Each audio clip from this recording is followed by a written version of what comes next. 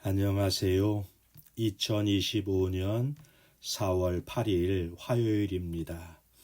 오늘 함께 묵상하실 말씀은 누가복음 20장 19절부터 40절까지의 말씀이고요. 제목은 세금 논쟁, 부활 논쟁입니다.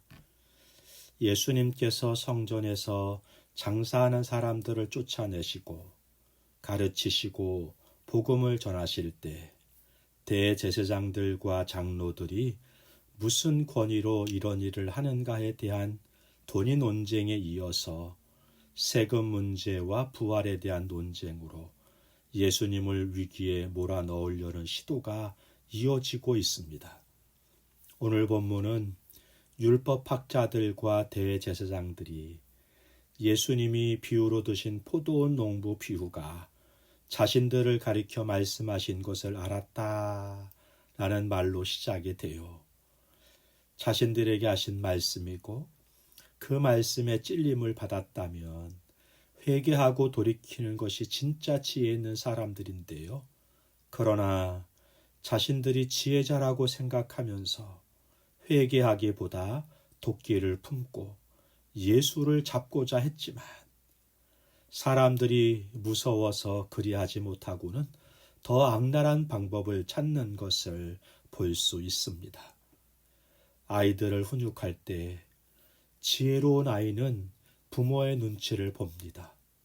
혼내기도 전에 잘못했다고 하거나 부모 품에 안겨버려요. 그런데요, 어떤 아이들은 잘못했으면서도 오기를 부립니다. 그러다가 매를 더 벌죠. 여러분은 어떤 쪽이신가요? 대제사장들과 서기관들은 예수님을 자신들의 손으로 처리하기에는 백성들의 눈치가 보이니까 총독의 손에 넘겨서 처리하고자 마음 먹습니다. 그리고는 사람을 보내 세금 논쟁을 펼치게 하는 거예요. 선생님, 우리가 가이사에게 세를 바치는 것이 옳으니일까 옳지 아니하니까.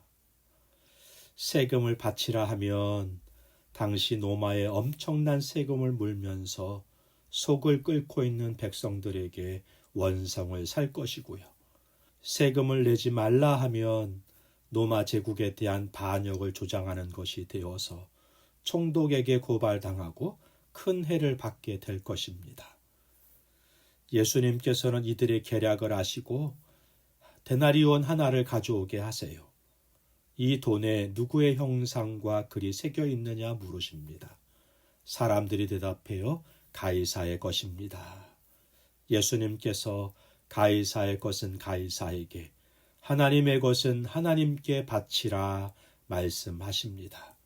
우리 성경 개역개정은 바치라라고 번역했지만 원문 성경을 직역하면 돌려드리라 이렇게 번역하는 것이 훨씬 더 원문에 가깝습니다. 그래서 새 번역은 돌려드려라 이렇게 번역했어요. 가이사에게 바치는 것이 아니라 돌려주는 것입니다. 가이사를 신이라 생각하지만 그는 신이 아니라 한 나라를 통치하는 통치자에 불과한 인물이에요. 그러나 그가 가진 권위를 인정하라는 말씀입니다. 그러면서 그들이 묻지도 않은 하나님의 것은 하나님께 돌려드려야 한다 말씀하시는 것입니다. 가이사에게 돌려줄 것이 있다면 그보다 더 많이 더 크게 돌려드려야 할 분이 계시다는 것을 잊지 말고 살아야 하겠습니다. 이번에는 부활이 없다고 믿는 사두개인들이 예수님을 찾아와서는 모세가 제시한 형사치수법을 가지고 부활 신학의 허점을 드러내고자 했습니다. 사두개인들은 다윗 시대 대제사장이었던 사독의 후손으로 알려져 있어요. 예수님 당시에 바리새파 사람들과 함께 핵심 종교 지도자 그룹으로 활동했던 사람들입니다. 그런데 이들은 모세 오경만 믿고요. 당시 헬레니즘의 영향을 받아서 부활도 천사도 영적 존재도 없다고 믿는 거예요. 이들의 관심은 자신들이 지금 가지고 누리고 있는 권세를 유지하는 것에 최고의 목적을 두고 살아가는 사람들이었다고 할 수 있겠습니다. 이들이 예수님께 들고 나온 형사치수법은 갑작스럽게 죽임을 당한 사람들의 가문이 유지되고 가족들이 보호받도록 하기 위해서 취해진 법입니다. 부활과는 아무 연관이 없는 것인데도 이것을 가지고는 부활 후에 이렇게 복잡해지는 것을 하나님이 허락하셨을 리 없고 그래서 부활은 없다 주장을 펼치고 있는 것입니다. 예수님께서는 이 세상과 저 세상은 다르다는 말로 그들의 주장이 허황되고 왜곡되고 하나님의 지혜에 미치지 못하는 어리석은 궤변이라고 말씀하십니다. 그러면서 이렇게 말씀하시는 거예요. 죽은 자가 살아난다는 것은 모세도 가시나무 떨기에 관한 글에서 주를 아브라함의 하나님이요 이삭의 하나님이요 야곱의 하나님이시라 칭하였나니 하나님은 죽은 자의 하나님이 아니요 살아있는 자의 하나님이시라. 하나님에게는 모든 사람이 살아있느니라 하시니 죽었다고 생각했던 아브라함이 이삭이 야곱이 주의 품에 안겨있고 살아있음을 말씀하시면서 우리 하나님은 죽은 자의 하나님이 아니라 산 자의 하나님 되심을 보여주시는 것입니다.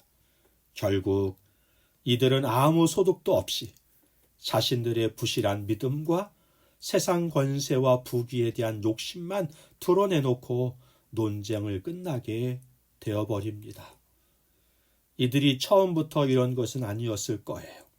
서서히 물든 것이고 시멘트가 굳듯이 세월의 때가 끼듯이 눈이 어두워졌을 것입니다. 오늘도 그래서 우리에게 개혁이 필요합니다. 세상살이에 바쁘고 거기에 몰두하느라 경건 생활과는 멀어지고 주님의 뜻과도 멀어져 있지 않은지 살펴봐야 하겠습니다. 기도하겠습니다.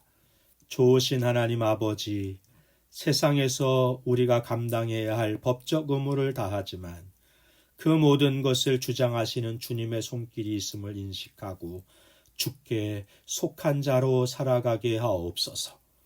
주께 묻는 것을 생활화하되 가르치심과 인도하심을 겸손히 구하고 성령의 인도하심 가운데 가정과 직장과 공동체 속에서 이루시고자 하는 주의 뜻을 이루어가는 삶을 살게 하여 주옵소서.